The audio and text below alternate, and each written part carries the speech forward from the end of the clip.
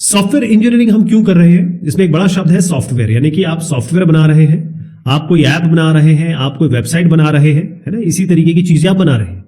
Main आपका काम क्या है? सॉफ्टवेयर इंजीनियरिंग क्यों पढ़ रहे हैं हम, क्यों जान रहे हैं? मेन काम यह है कि भाई हमको जो टाइम दिया उसमें हम कंप्लीट कर लें, गुणवत्ता के हिसाब से, क्वालिटी के हिसाब से, चाहे परफॉर्मेंस हो, चाहे उसकी यूजेबिलिटी हो, जो भी चीज है वो आप बेहतरीन दें।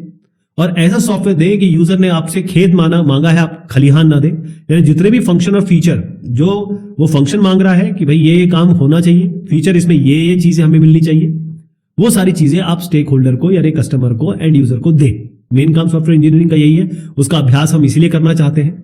अब इसको पाने के लिए कुछ ऐसी कोर मतलब होता है बिल्कुल आंतरिक, इंटरनल सिद्धांत है, फंडामेंटल प्रैक्टिसेस है जो हमें करनी चाहिए। कैसे करेंगे? क्योंकि हमें ये सारी चीजें करनी है, भाई टाइम पे देना है, बजट के अंदर देना है, गुणवत्ता भी देनी है, क्वालिटी भी देनी है। तो डिवाइड एंड कॉन्कर ये अंग्रेजों ने बहुत अच्छी तरीके से किया है। इन्होंने क्या किया कि हिंदुस्तान पाकिस्तान अलग कर दिया, जहां जहां ये गए वहां लोग जब रेखाएं खींच दी, आज तक लोग लड़ रहे हैं और ये लोग राइज कर रहे हैं, होता है ना। लेकिन ये डिवाइड एंड कॉन्कर ऐसा नहीं है। इसमें क्या है कि सेपरेशन ऑफ कंसर्न्स। इन्होंने कहा कि भाई जो भी सॉफ्टवेयर एनालिसिस का मतलब ये होता है कि जो भी आपने रिक्वायरमेंट ली है उसको ठीक से समझा जाए और उसके हिसाब से आगे की चीजें डिसाइड की जाए। डिजाइन मतलब ये होता है कि भाई जो कोडिंग होने वाली है उसके लिए आप खाका तैयार करें, फ्रेमवर्क तैयार करें, एक आर्किटेक्चर तैयार करें, स्केलेटन तैयार करें। तो यहां पर सेपरेशन ऑफ कंसर्न की बात क्या होती है कि आप मान लीजिए आपके पास एक बोरी है, बहुत बड़ी बोरी है, बोरी मतलब कट्टा कह लीजिए, इसमें कम से कम 50 या 60 किलो रेत है। आप अकेले आदमी उठा पाएंगे इसको? नहीं उठा पाएंगे। अब इसी बोरी को मैं कर देता हूं 2 में 30 उठा लेंगे, मुझे लगता है उठा लेंगे। और नहीं होता है तो एक काम करिए, आप इसको कर दीजिए 10, ऐसे करते करते इसके कितने 6 बोरे बना दीजिए। अब उठा लेंगे, आराम से उठा लेंगे। तो ये कंसर्न्स है, हर एक जो कंसर्न है, हर एक जो एक पार्ट है, वो उसको फंक्शनैलिटी में डिवाइड कर दीजिए। मान लीजिए आपके पास 60 फंक्शनैलिटी है तो 5 में डिवाइड कर दीजिए, 10 में डिवाइड कर दीजिए, और एक ऐसे डिवाइड करिए कि इन सबको इंडिपेंडेंटली आप उठा सकते हो, यानी कि वैलिडेट कर सकते हो, डेवलप कर सकते हो, यानी उठा सकते हो और उठा के पहुंचा सकते हो सही जगह पे, वैलिडेशन हो गया। और ये 10 किलो कोई और उठा लेगा, ये 10 किलो कोई और उठा लेगा, है ना। तो इसे ही हम सेपरेशन ऑफ कंसर्न कहते हैं। Understand the use of abstraction. अब एब्स्ट्रैक्शन का मतलब हिंदी में इसको कहते हैं अमूर्तता।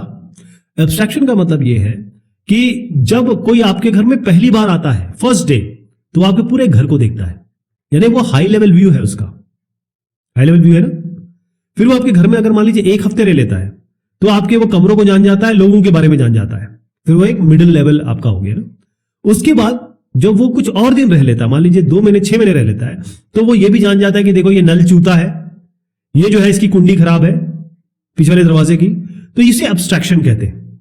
कहने का मतलब ये होता है, एब्स्ट्रैक्शन का मतलब ये है कि हम वहां से शुरू करें, हाई लेवल मॉडल से शुरू करें। जैसे मान लीजिए आप एक्सेल में काम करना चाहते हैं या एक्सेल बनाना चाहते हैं, ये एक्सेल जैसा कुछ डेवलप करना चाहते हैं, तो पहले एक्सेल को देखिए, एक्सेल क्या काम करेगा, उसके लिए पहले डिजाइन करिए, उसके लिए एनालिसिस करिए, और उसके बाद एक्सेल में के अंदर क्या क्या काम हो सकते हैं। जैसे कॉलम बनाया जाता है एक्सेल में, कॉलम और रो में काम होता है। यहां पर आपको एक फंक्शन चाहिए होगा सम करने का, एवरेज निकालने का, है ना। ये जो चीज चाहिए ना आपको, ये आप सेकंड लेवल या थर्ड लेवल के एब्स्ट्रैक्शन में जाएंगे। एब्स्ट्रैक्शन का मतलब होता है कि आपको पूरे सॉफ्टवेयर को अलग अलग लेवल पे, हायर से लेकर लोअर लेवल तक इसको देखते हुए चलना है। स्ट्राइव फॉर कंसिस्टेंसी, ये बड़ा इंपॉर्टेंट है भाई। इसमें क्या है कि कोई भी जब शुरुआत आप सॉफ्टवेयर की बनाने की करते हैं, तो रिक्वायरमेंट जब गैदर हो जाते हैं, आपने सारी जानकारी ले ली यूजर से, उसके बाद आप एनालिसिस करते हैं उसकी रिक्वायरमेंट में क्या क्या करना है, क्या क्या नहीं करना, फिर डिजाइन बनाते हैं, सोर्स कोड बनाते हैं, फिर टेस्ट केसेस बनाते हैं ताकि हम टेस्ट कर सकें।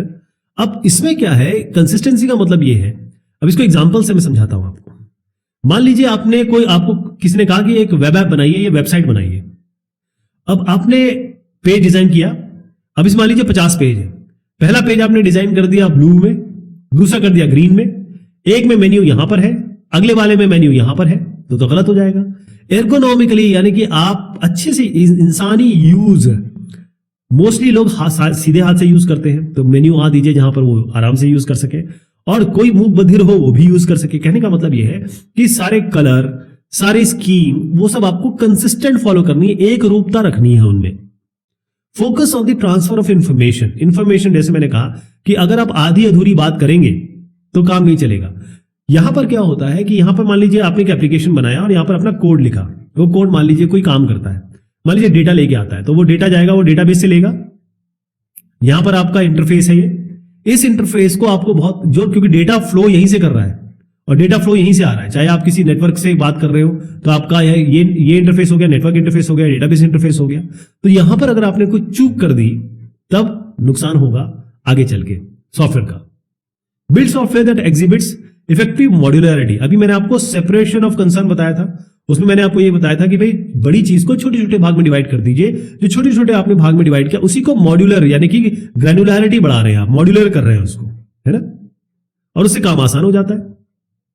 मॉड्यूलरिटी इफेक्टिव होनी चाहिए। पता चला कि आपने क्या किया कि आपके पास 60 किलो का बोरा है, आपने एक तो 10 किलो का बोरा बना दिया और एक जो है 50 किलो का बना दिया, तो ये तो मॉड्यूलरिटी अच्छी नहीं हुई ना।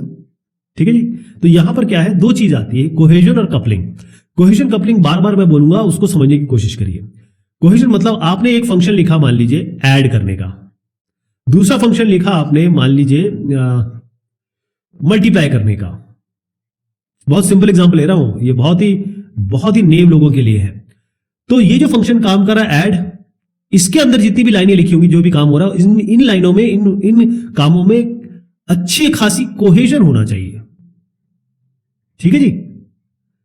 इसमें जो मल्टीप्लिकेशन लिख रहे हैं, इसमें जितनी लाइनें लिखी है, जितना काम हो रहा है, वो यही काम कर रहा होगा मल्टीप्लिकेशन का, उनके बीच में बहुत अच्छा कोहेजन होना चाहिए।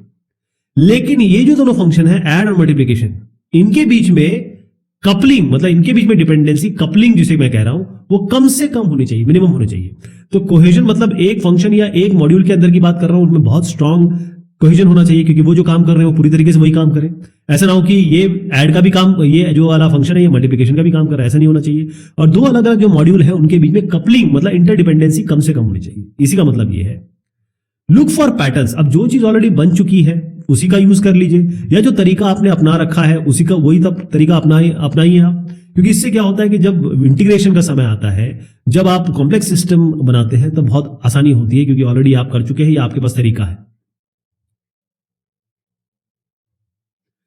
जैसे लुक फॉर पैटर्न्स तो खैर मैंने आपको बता दिया। एक और चीज मैं बताता हूं, when possible represent the problem and it's solution from a number of different perspective. अब आप देखें कि आपको जाना है मान लीजिए बाहर, ठीक है, अब आपकी सैटरडे की पार्टी है, आपका क्या होगा, मुझे फन करना है, मजा करना है, आज खाना पीना अच्छे से। लेकिन यहीं पे आपके पिताजी क्या बोलेंगे, बेटा 9 बजे से पहले आ जाना। मम्मी का कंसर्न क्या होगा, बेटा कोरोना फैला हुआ है, मत जा, कहीं तुझे कोई दिक्कत ना हो जाए, है ना। तो ये जो अलग अलग कंसर्न्स हैं, अलग अलग सोच है या पर्सपेक्टिव है एक ही चीज की, उस तरीके से आपको सोचना होगा, क्योंकि ये एक जनरल बात है। जब आप सॉल्यूशन बनाते हैं तो जब हम अलग अलग व्यू पॉइंट लेंगे, अलग अलग सोच, अलग अलग व्यू, मतलब सॉफ्टवेयर को हर तरीके से देखना है कि भाई आप क्या इसमें कौन कौन सी क्लास बनाने वाले हैं। सॉफ्टवेयर कभी भी कोई इवेंट आता है कैसा बिहेव करने वाला है, क्या किस एक्शन पे क्या काम होगा, और यूजर क्या क्या कर सकता है, क्योंकि यूजर का केवल यही नहीं होगा कि भाई एक काम करेगा, वो उसी चीज के मल्टीपल यूजर मल्टीपल तरीके से देख सकते हैं। Remember that someone will maintain the software. अब आप सॉफ्टवेयर बना के तो दे दिया आपने, अब आपको मेंटेन भी करना है। सॉफ्टवेयर का मेंटेनेंस का मतलब ये होता है कि एक बार आपने जब दे दिया तो उसमें जो चेंजेस आते हैं या उसमें कोई बग आता है, कोई दिक्कत आती है, वो सब आपको करना होगा।